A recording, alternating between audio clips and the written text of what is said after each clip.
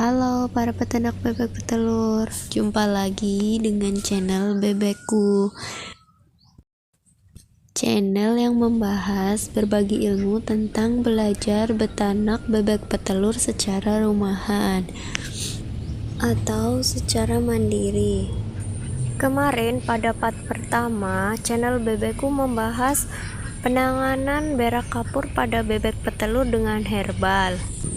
Dan untuk part kedua, penanganan berak kapur pada bebek petelur dengan obat. Menurut saya, penggunaan herbal itu efektif, tapi mungkin membutuhkan waktu yang lumayan rada lama.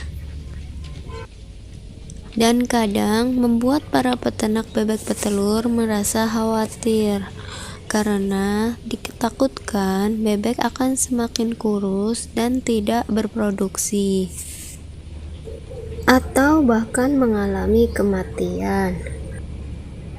Para peternak bebek petelur pasti sudah paham gejala-gejala ketika bebek sudah sakit, seperti tidak mau makan, badannya kurus, lesu, bulunya kusam, dia akan menyendiri.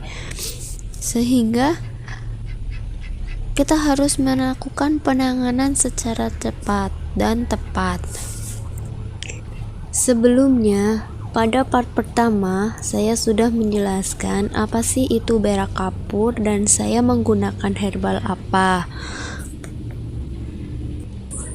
Salmonella polarum menyerang usus dan hati pada bebek petelur, sehingga bebek bersaing dengan bakteri untuk memperoleh protein yang didapat dari makanan. Yang seharusnya bebek itu gemuk, akhirnya kurus dan tidak berproduksi. Dan ini menyebabkan yang harusnya profit malah tidak profit, karena bebek tidak mau bertelur dan kena penyakit. Bukan hanya tidak bertelur, bahkan menyebabkan kematian. Bakteri ini menyebar dengan sangat cepat. Bakteri Pularum ini bisa menyebar melalui udara, pakan, tempat tetas, tempat makan, tempat minum, atau pecahan cangkangnya. Sehingga saya memilih menggunakan obat terapi untuk menyembuhkan itik petelur atau bebek petelur dari bakteri Polarum ini. Karena sedang diobati dan takut bebek merasa stres, maka saya menambahkannya dengan Vitastres. Selain menggunakan terapi seperti yang saya gunakan, teman-teman bisa menggunakan Teramizin, Tetrahor, dan Koleridin.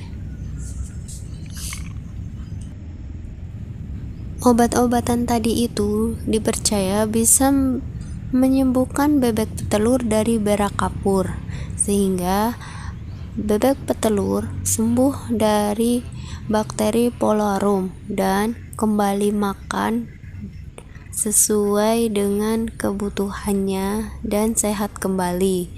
Sehingga setelah bebek sembuh dari bakteri Polarum, maka bebek akan makan seperti biasanya.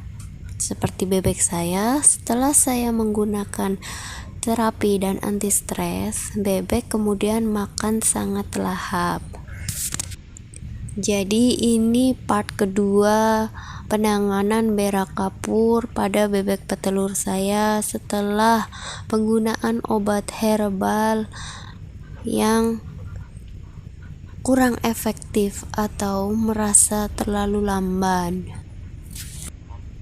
Penggunaan antibiotik atau obat-obatan yang terus-menerus dikhawatirkan menimbulkan sisa residu pada daging jika digunakan pada ayam potong atau bebek potong dan dikonsumsi oleh manusia. Dan sebaiknya adalah hentikan pemakaian obat-obatan atau antibiotik ketika bebek pedaging atau ayam potong akan dipotong, mungkin 1 minggu atau 2 minggu sebelum dipotong. Dan saya menyarankan untuk menggunakan herbal terlebih dahulu sebelum menggunakan obat-obatan. Dan seandainya sudah tidak mampu dengan herbal, kita bisa menggunakan obat-obatan. Silahkan tinggalkan like, komen, dan subscribe jika teman-teman baru menemukan channel ini. Terima kasih ya.